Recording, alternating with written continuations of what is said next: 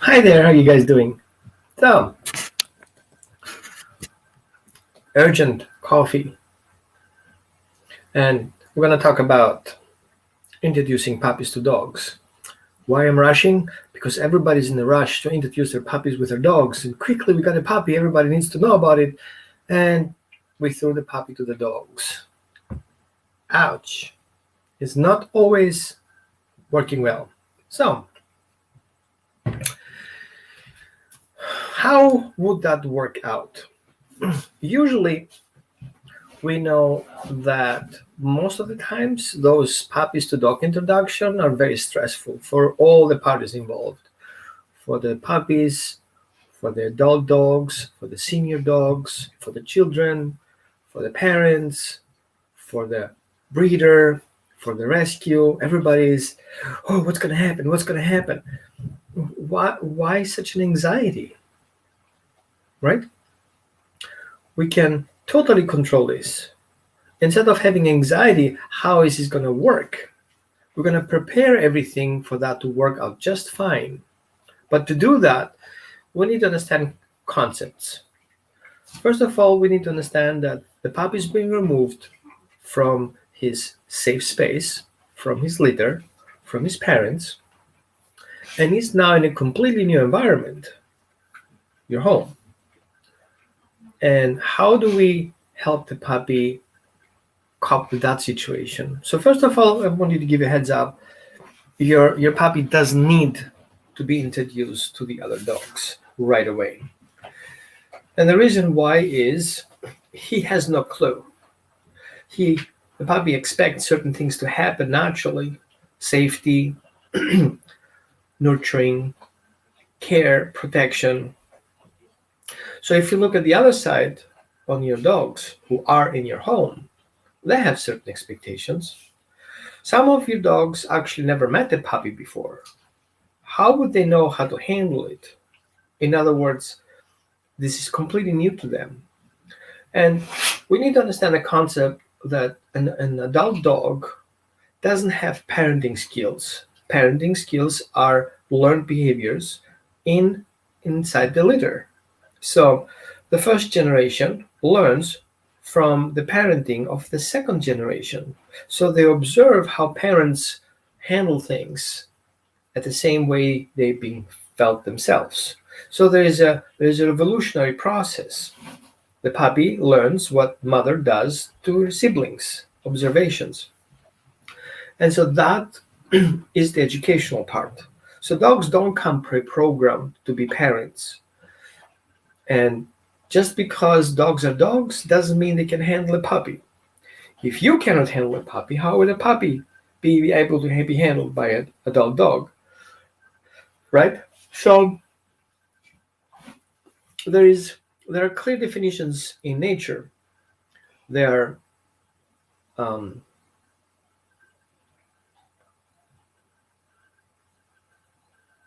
a concept of the puppies feeling safe is the number one rule. And the way the puppies perceive their environment is through tasting, through interacting with it, and playing with it. Now, puppies can get very obnoxious, the way my dog is chewing in the background, the way they are playful. And usually when puppies grow up in their puppy environment with their litter, they have certain plays and games going on, and they have favorite friends and siblings they're working and play with, supervised by the adult parents. So we have to be aware of that. If we put two and two together, we see that, oh, wait a minute. So my dog may not have experience with puppies, and my puppy has no experience with strange dogs.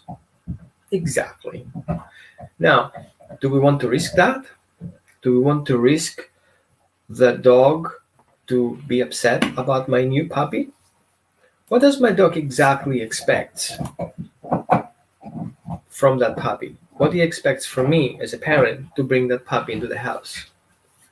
So hi, I'm Roman with Holistic Dog Training, and I'm passionate about educating about the real behaviors and the real solutions to dog problems that are 100% force-free and fear-free. And I share with you my personal experience.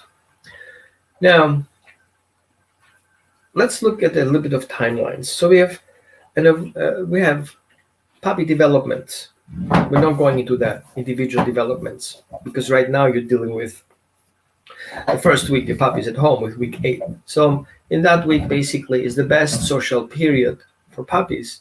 So they are open to relationships. However, the problem is, do these puppies understand relationships? How do they build relationships? They just had one relationship, maybe two. One relationship with their parents and another relationship with the siblings. So it's important for us to understand that part. So, hi Steve. So we are here in Eugene, Oregon with my dogs and my family. We just moved here. Where are you guys at? Post in the comments so I know who I'm talking to this morning and having a coffee, by the way. And we need to understand that it's very important that the puppies have experience in their own litter to be able to experience their environment. Okay, Dan. Hi there. Hi, Diane. Hi, Steve. Glad you guys are here, sharing my coffee time. So the first one is to understand what experience the puppy has in the litter. That's number one. Keep notes. Dogs who grew up in shelters have different experiences for dogs who grew up in breeding kennels, and dogs who are experienced in the streets, like free roaming dogs, and other dogs who have experience being with a breeder. So we see just from a different home environments, those puppies have completely different experiences that we have to take in consideration. So a dog who's coming from a hoarding situation, a dog who's coming from a breeding kennel, backyard breeding kennel, or breeding factory, a dog who's coming from a breeder, a dog who's coming from a regular home, a dog who's coming from the streets, they all have different experiences, how to handle strangers, because you are one and your dog is one, right?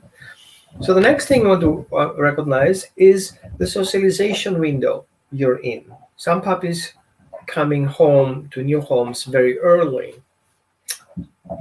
Okay, usually the legally way would be 8 weeks and up. I suggest for large breed puppies or working breed puppies to be between 8 and 12 weeks, more towards the 12-ish, so they gather enough information from the original litter. The next thing we have to pay attention is the role of health. What exactly is my puppy health-wise?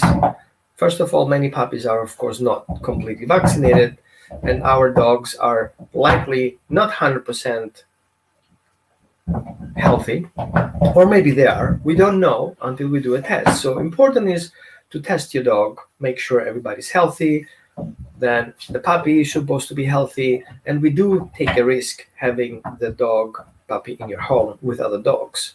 What is the environment your dog is playing? Is he social, very social, is playing in play groups outside, outdoors in dog parks, very social places, or is he actually a stay-at-home dog, right? Playing only in his yard. So the likelihood your dog has any dangerous infectious disease coming from outside, if he stays at home, is minimal.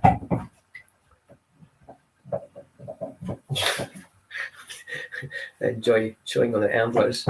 The other one is the environmental effects. How is the home environment of that dog? Is it a calm place? Is it an organized place? Is it a stressful place? All these play a role.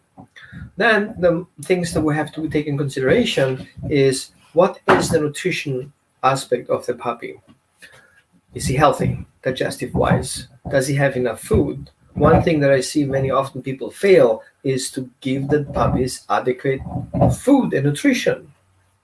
They usually take bags and read the suggestions, but these are suggestions. Doesn't mean your dog is exactly that particular dog they're referring to that list. It depends on your breed, it depends on your potential of the size of your puppy that's going to become. So large breed puppies have different food intake than regular small puppies, right? And so it's very important also to recognize that it's very important to have proper feeding schedule. And the reason why I'm saying that, and I'm pointing so many times on that one, is because a hangry puppy, a frustrated puppy, yeah, it's not T-Bone, it's Muggsy, and he's chewing on his antler. But good note. Let me grab something for them to be more quiet. I have something. Hold on a sec.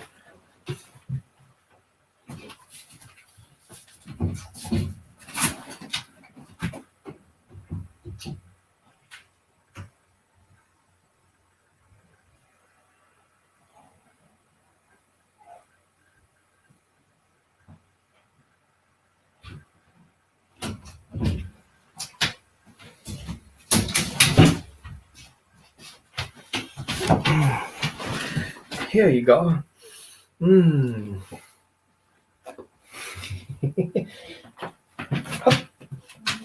Yes.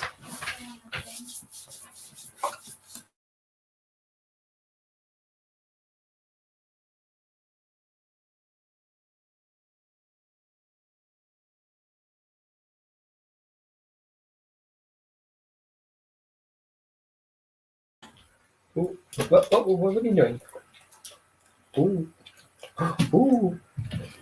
How about you sit down? There you go.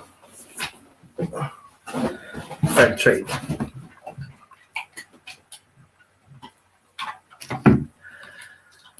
Hi for California. Hi there. So, back on track.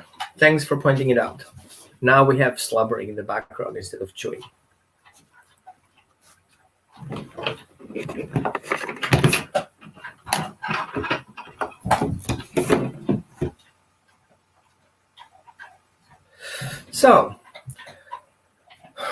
So it's important to test the dogs that we have in the house. Good point. Well, no, we don't. Because A, he understands that I'm here to help him, and B, he always gets good stuff from me. There is no way I'm taking something away without him getting something in exchange. Thank you for pointing it out. So we need to test the dogs that we have to introduce after we have completely satisfied the belly, right? So we have to test our dog that we want to introduce the puppy to. So how does my dog does in social settings? How is the dog behaving around you in person? How does the dog do with new situations and strange situations? So what I usually do is I get a fake dog. Do I have a fake dog? Oh,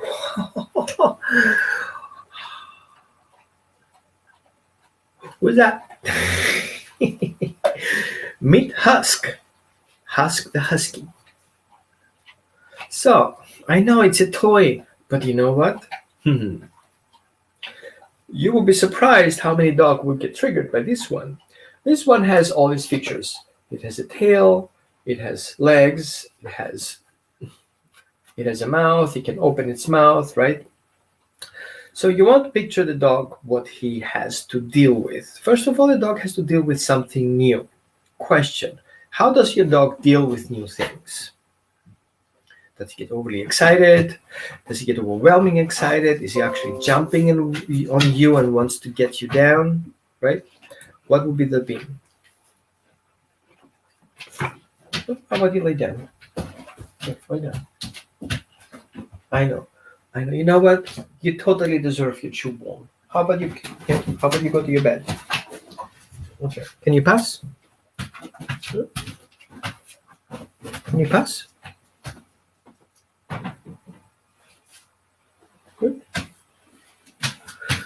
Um, and what you want to look for is to identify what your dog's handling the stress with.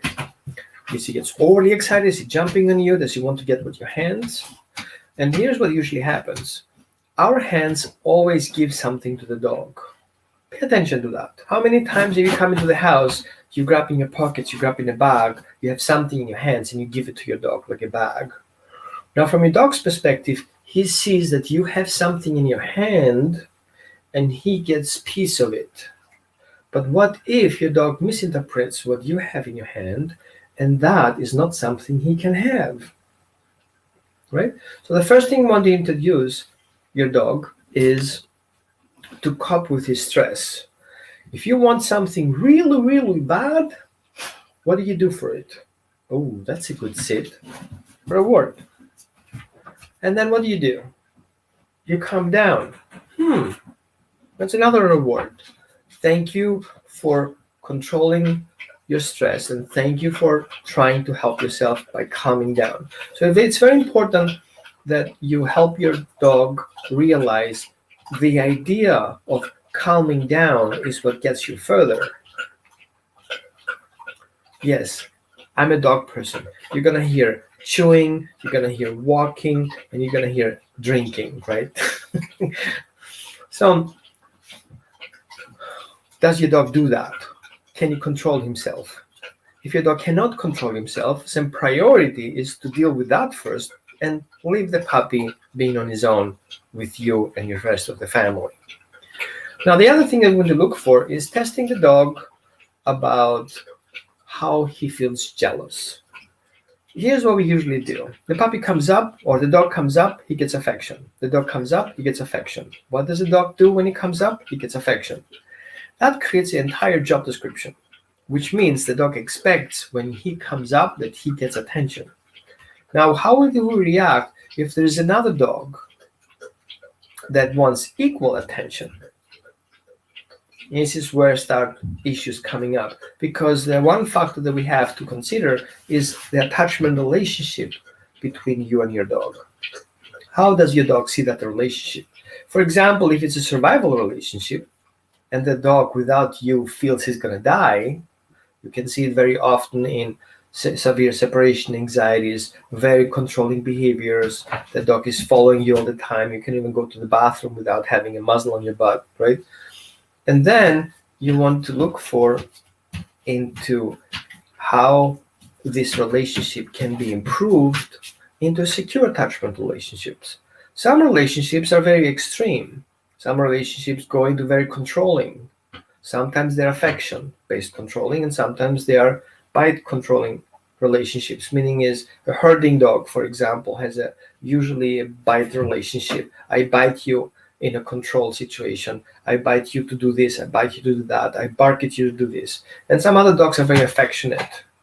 They're loving and caring and licking your hands to get your attention. So that's also controlling. So I want to make sure we understand exactly what relationship we're in, and we have to improve that. The other thing that we need to do is to check how long can your dog handle stressful situations? How long is this meeting process going to happen? So some dogs don't have the ability to compensate a lot of stress, and they fall apart. They start barking, they're getting excited, okay? Some other dogs cannot handle new situations at all. So how do we teach the dog? So I introduce you right now the concept of transitioning. New things happening for a short period of time, and then you can rest and think about it. Process what just happened. So that's one thing to do. The next concept is the procedure is going to last for 3 seconds. Those two things are very good to start with. So the first concept is that the dog has to trust you to be guided through the process.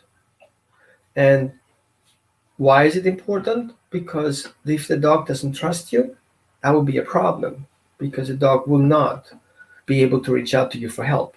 So what we want to teach the dog is to reach out for you to help if he feels worrisome.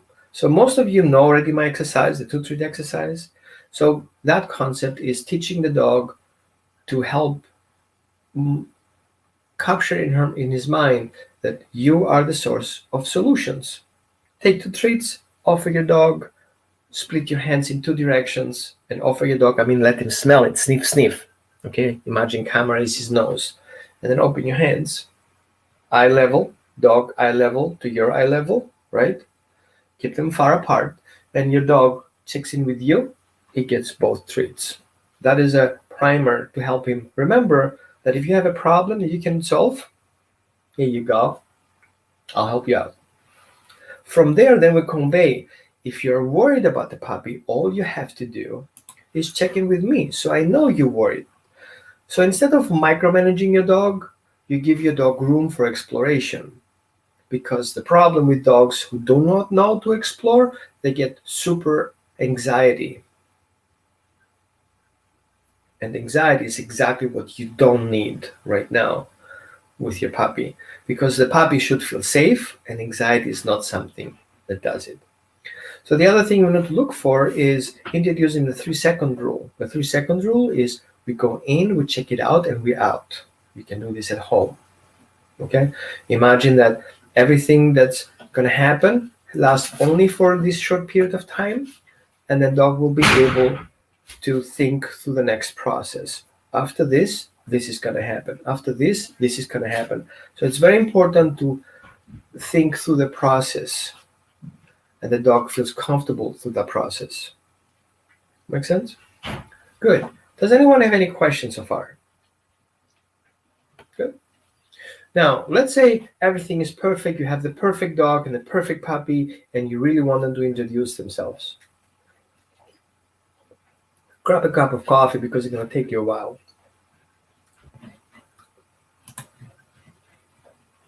Brenda, you should follow Brenda. Brenda is my homeopath and my nutritionist on my board of recommended professionals.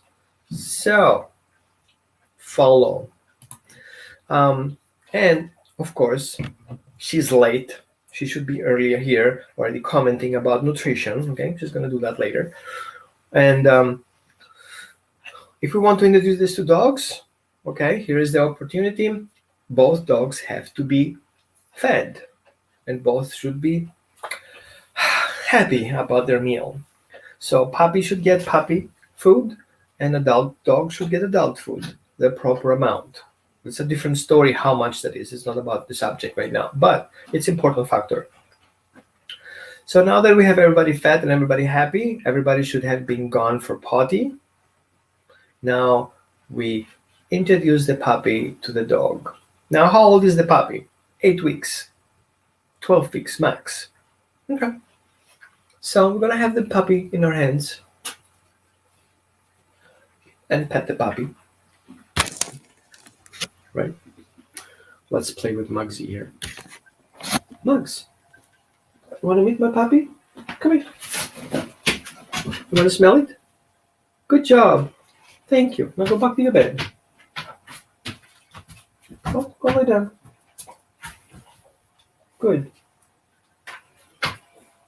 See? How long did it last? 3 seconds. You want to try it again? Mugs, come. Oh, interesting. You want to smell it? He's wagging his tail. Who's that? Come. Okay. So you want to smell him from front? Good. Good job. That was nice.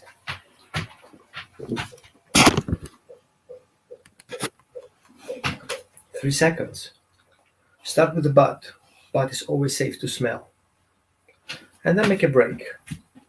A minute later, 2 minutes later, have him come over. Let him smell the face. Now, it depends on how your puppy reacts. If your puppy is very scared, don't do it. Give it more time until it feels more comfortable. And again, you don't have to do it the first day. Have the puppy settle in your home first. Feel safe. Understand the routines. Come in. Feed him healthy. feel comfortable, and once he feels comfortable, then you do that introduction. Meanwhile, you can have some leftover bedding from your puppy with your dog's bed next to it, not on top. Don't lay over your puppy's blankets over your dog's bed, but you can exchange scents. Let them get comfortable with the scent. Already some questions. Hi Roman, my sister rescued 2-year-old Aussie mix, shy, smart, sweet, afraid of sister cats, never misbehaves at home, was created first year in life. Meaning totally unsocialized, and the dog doesn't even know what to do with cats. Now, I'm not a cat expert. I'm gonna find you one, and we're gonna bring him to our show and gonna discuss things. How to introduce a dog to a cat, and I promise you, I'll find the best one out there, and maybe we can talk about it. So, once we have that settled in, let the dog sleep over it. One introduction a day is more than enough. Meanwhile, start creating similar routines, feeding routines. The puppy has to adjust to the daily routines that you have. So if your puppy eats 4 times a day, which he should in the beginning, have your adult dog eat 4 times a day. Note, in nature, dog doesn't eat once a day. He eats multiple meals a day. Every opportunity that he has, he will snack here and snack there, snack here, snack there. And that's why free roaming dogs don't have bloat. Interesting, right? And that's why it's important that the puppy has also multiple times a day to eat, because it doesn't fit so much in his belly, right? So, and at the same time, we want to have all these meals be educational. At the same time the puppy eats, the same time the dog eats. Thus, there is no confrontation. Why is he eating? Why is he eating? Right? And so we can use also those multiple meals to start creating the relationship. Now, one thing I recommend you not to do is to expose the dogs with each other, next to each other at the same time. It's not a good idea because A, we don't know the competition yet. Have you done competition test with your dog? We also went, some dogs have never ever been fed next to each other with other dogs other than when they were puppies. And we don't know sometimes how that went. Remember in the first beginning we said about how the puppies grew up in their own environment? So we don't know why that happened. So some dogs are being fed in a very strange way. All these foods are being dumped and everybody can fight about it. With a concept, well, he has to fight with his mother too. Not really, because a puppy has one breast to feed and there are other breasts available. Yep. But in the food bowl, there's only one food bowl and everybody has to fight about it. And you see all these pictures, dogs walking around and walking around. But here's the thing. How much does each dog eat? Do they get appropriate food? Do they get healthy food? Do they feel good about the food? Sometimes feeding process is very stressful. And so if food is associated with stress, plus we have a new puppy in the house, which is additional stress, all of a sudden we have a stress overload, which means we have a dog who can't even think through a process. That's why I'm saying keep it low, there's no rush, have a safe distance, you're totally okay to be in between, have them feed between a barrier, the adult dog and the puppy dog separate. Let them get used to each other, the scent, the timing, looks like, and then priority is to start working with your puppy and have your other dog watch it. Let the dog see what you do with the puppy, how obedient the puppy is to you, how he pays attention to you, how you control all the situations. And at the same time, you also work with your adult dog so the puppy can see what you do with the adult dog. So you work obedience with your adult dog so the puppy can see things, and you work with management on your puppy so the adult dog can see that you can handle it. So you see, suddenly we have a two-way communication here. Both dogs see how you handle them so they can learn from you, right? So if you're letting the puppy do his own thing and expect your dog to make that happen, well, what if that goes wrong, right? So It's very important that you give a proper feedback to your dog and your puppy. So introduce markers, good markers and negative markers. Wait would be a negative marker. You're too slow, you're too fast, so slow down. Too fast, no, abort the whole thing, dangerous, and good, interesting. So you have three markers available for your puppies. No, dead, good, which is a praise, and wait, which is kind of a pause. It's a commandish marker. Slow down. You're too fast. Okay? Okay, I know some of you guys, that's not a marker, you idiot. I call it marker because it marks an event. Okay, let's agree upon good and not good. But I like the pause in between, gives the dog time to regulate. And it's a reminder to regulate. It's not a command to regulate. That's why I call it actually marker. But everybody does. Teach your dog, both dogs, what that means. What good means, what wait means, and what no means. No, with puppies, I would wait a little bit, but I would definitely use it for the adult dog. Okay, because the puppy should supposed to be safe everywhere. So now you have only two things available for the puppy and three things for the adult. Once you have primed those words, now you're ready to use them. Now you call both dogs to you. The puppy will follow you anyway. As soon as you have something to eat, he's right there. And then they arrive at you, you say good. Then you send your adult dog away. The adult dog walks away, comes back again. You reward your adult dog again for returning. In the meantime, the puppy is near you.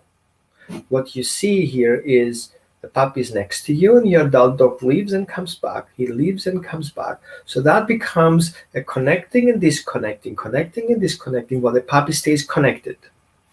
We don't want the puppy to disconnect yet because we need the puppy to be connected all the time. I know some people use the term umbilical cord, blah, blah, blah thing, which is total nonsense. It doesn't really exist in nature because the umbilical cord is being cut off right away in the beginning, right? I haven't seen mom running around with puppies hanging on umbilical cords or something, right? But we need that imprinting. The same way the puppy imprinted in the very beginning, we want the puppy to remember that idea and come back again and re-imprint with you as a surrogate parent. Now, some puppies do not have that knowledge because they've never been together with parents. So that's very important for you to bond before he bonds with another dog because you are the parent, not your dog. Okay? So once we have that set up, in the same time, you want to observe body language on both dogs. What does my adult dog do? And what does my puppy do? So reading consistent the body language is important. And I totally agree with you, Steve. Puppies have an attention span of a peanut, but they have memory. So episodic memory is what we try to train here, even if the dog doesn't remember everything. The emotional aspect for that is being captured. And the best way to do that is through games. So that's why we introduce a lot of games. Games of leaving and returning. Games of a big dog walking away and coming back again, and the dog feeling safe, and the puppy feels safe about it. So we see everything that we do right now is really around safety. All we do right now is all about education. It's not about being the pack leader. It's not about showing your dog who's the alpha and it's your dog and your puppy and shoot. This is such a bullocks. So the next thing you want to look for is to introduce your adult dog that approaching puppy from the butt and not through the face. Now, here is a sensitive moment that you guys need to be aware of. Puppies usually jump on faces. Why? Because they learn them from their mothers. They come home, it's kind of like a ritual. Jumping on face gets you food, right? Food comes from the mouth. So going towards the mouth and lick the face means I want more of what you have to offer.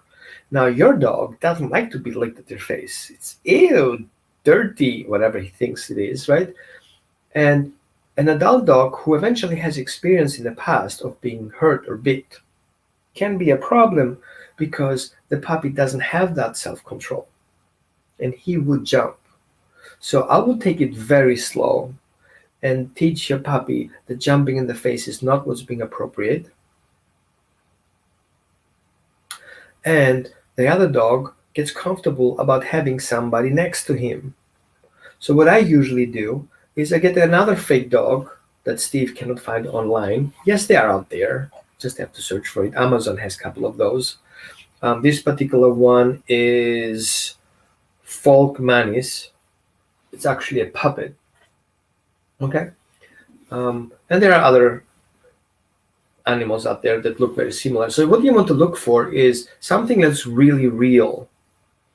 So dogs who are very sensitive and very afraid of other dogs, I would start with having a fake dog in their space.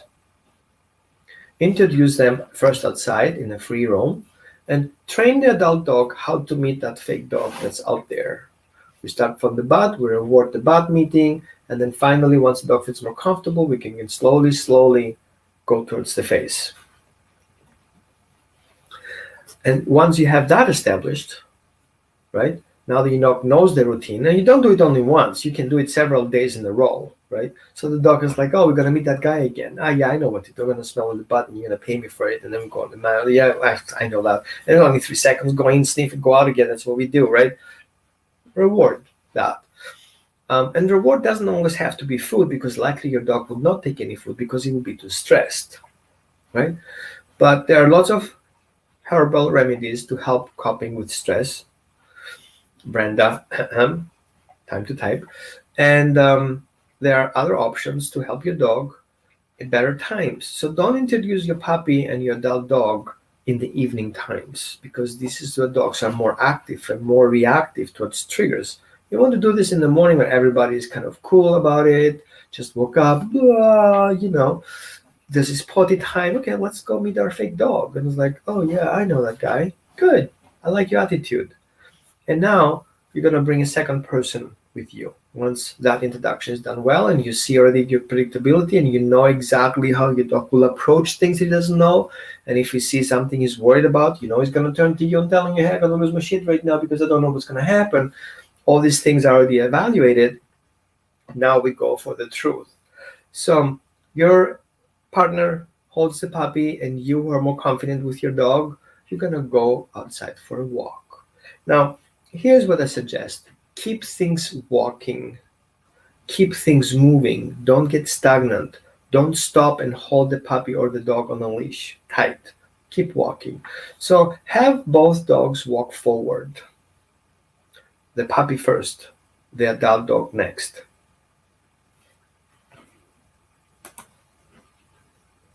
Exactly. Steve, you got this.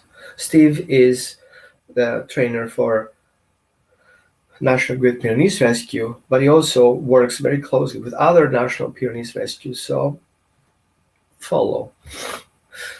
I appreciate you guys being here. We all learn from each other, right? And so once you have these guys walking to each other, it is important that there is a movement. Dogs are creatures who like to move, and they de-stress by moving. If you keep the dog leashed and static, that compensates, and any experience being compressed and is going to be exploding. So you want to keep moving. You want to keep open for a flight drive. Okay? So flight and drive, fight drive, are things that are moving. Freeze is a static situation, and it's not a healthy situation. So you don't want to be stopped. You want to be moving. So if the puppy doesn't feel comfortable, he's going to tackle his tail and he's going to walk faster. That's a good signal for you to move faster and let the big dog fall back. So let your puppy give you that pace. At the same time, you can see on your dog how confident he is about meeting that dog. Oh my God, I need to meet that dog. And you see the whole body's going like this, right? Jesus.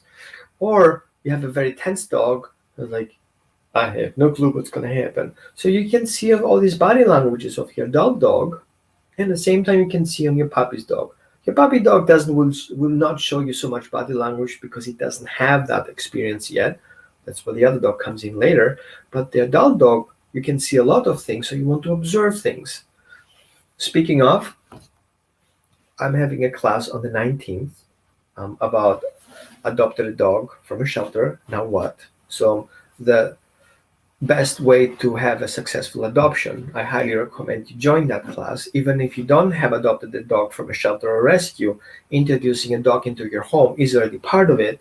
So I would join. I'm going to post a link in the description or in the comments. Now, the other thing you want to look for is, okay, let me post it in here so you guys can sign up because the room is not 100% full.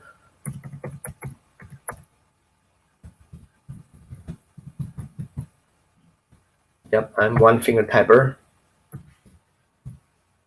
And oops. I think I did it right.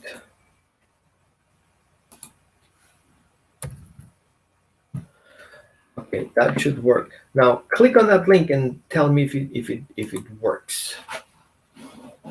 It should work. holisticdogtraining.org events. So sign up. Totally worth it. The next thing you want to look for is once you have established that calm routine, you don't have to do it the same day. Take your time. There's no rush. What you want to look for is the signals. Should be confident, should be calm, should not be fear related, right? And yeah, you guys can switch one person and the other person, switch dogs the next day. And once you see a consistency of dogs minding their business, then is a good time to go closer and closer. It's not only walking on the other side of the street, okay? It's just being together in a field. Go in a soccer field, go in a baseball field, go in a schoolyard. I know you shouldn't do it, but go in a parking lot. There's a lot of space. There are no triggers around, okay? Don't go in a parking lot of Home Depot where so much busy stuff and you don't get stressed. Now, don't do that if you don't get stressed in the car and you bring all that stress to meet the puppy. Go in a place that's really calm, okay, where there's not much interaction. Your backyard property is a good way, but sometimes we don't have enough space, the room. If your dog is reactive, you definitely want to give me a buzz and we can talk about it. I can totally help you online if I can see what you see at the same time. So usually what I have people are holding their phone or one of their partners set up a tripod, tripod, not octopod, tripod. You can put your phone in there, put it on selfie mode, and then I can see what you see, as simple as that. So yeah, I can do that online. I can help you do the assessment with your both dogs, puppies and adult dogs. We can do this totally online, no problem. So does the link work? Give me a thumbs up, and of course you can share it. I'm not saying you have to, but I know you're resource guarding sometimes this kind of information, but it's totally safe for you to share it. Promise, nothing gonna happen to you. You can always get better friends with that. Now, once you have that done on introduction, everything was fine. Now you want to bring that good event into your backyard, and from your backyard multiple times a day. You start always from outside, bring it in the backyard, and then one day, when you feel more confident, when you feel good, you bring that into your house. Now, before you do that, you want to remove. Oh, it's in the comments. Sorry, Steve. You want to go into the house and remove all the toys that are in the house. Now, you want to do this early enough, so you don't want to associate the puppy is the reason why I don't have any toys in the house.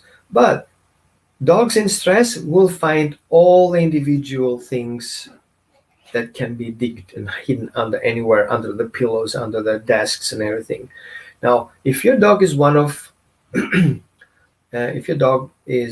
those guys who has comfort toys, you don't want to remove them, but you want to put them in a place where your puppy doesn't get them.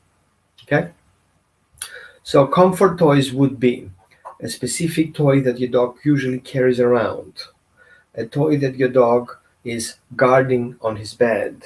I'm not talking about bones. I'm talking about specific blankets, specific chew toys, right?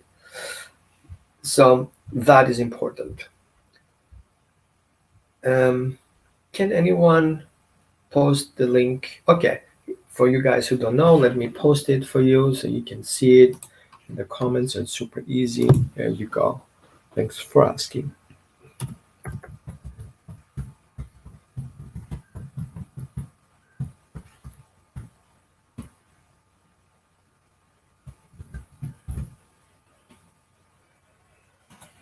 Okay, there you go. Okay, holisticdogtraining.org events. So check it out, see if that works.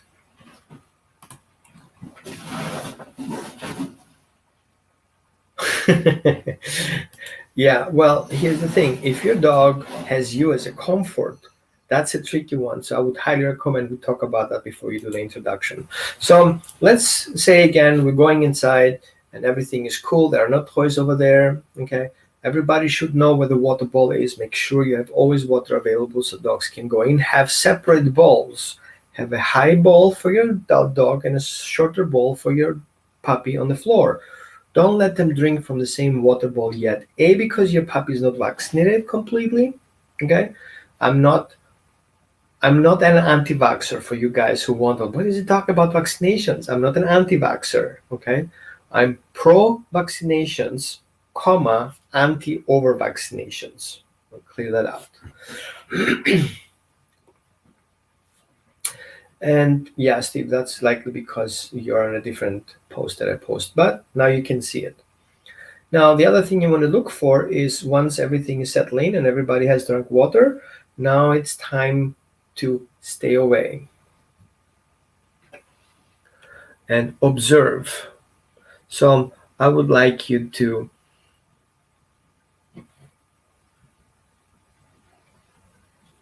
hold on, I need to reply to my wife because there's something urgent. Okay, I got this.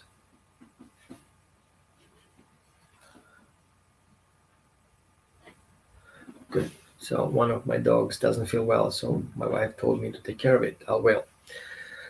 And once that is settled, and once you recognize that everything goes smooth, stay away and observe. Now, important fact is that both dogs should be able to listen to your commands. Get your dog's attention. Remember the attention exercise? Here, reward. Here, reward. Here, reward. So keep your hands behind your back, say the word here, then give the reward. So that's the primer for attention. So every time you use the word here, important thing is coming. Now, if your dogs are getting tense, you can call them back. Say the word here. You get them back. Here, come. So now once we have that, then we just add an action command to the equation. Here, pay attention, come to get what you deserve, for example, right? So here is totally neutral. It's not punishment, it's not encouragement, you just pay attention. And then you give the action command, and the dog will do that. So that is important piece to have in place before you do anything else. Okay? So, you guys have any other questions to that? I think we're good to go, right? And if everything goes good, keep rewarding your dog with verbal praise. We did it in the very beginning. Good. Good job. Perfect. Good. Now come here, get some reward. Now, if you want to go back to your bed, lay down. Don't make this introduction too long. You want it to have a happy ending. So again, do it, start with 3 seconds. Okay? And then expand it slowly, slowly. More and more. A minute at a time, 2 minutes at a time. And you can check with your dog how he feels. If he's just licking himself, cut it off. It's enough. He doesn't need to have to more. Does the puppy get nervous about him? Stop it. It doesn't have to happen. So you want to see how long can this event happening without getting stressed. Literally count it in minutes. Don't go for half an hour, okay? Don't go on vacation with it, right? Slowly, slowly. So, it was nice chatting with you. Thank you for being here. My coffee is ending. And let me know if that was helpful.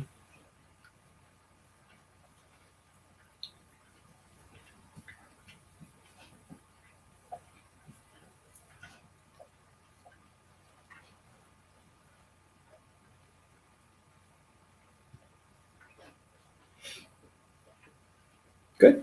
Okay, and then if you guys have any question, meaning is you either don't listen what I'm saying, so you don't have any questions, or you have all your questions answered, which is perfect. So it was nice seeing you guys today, and if you guys want, looking forward to see you in class on the 19th. And yeah, have a great rest of your weekend. Talk to you soon.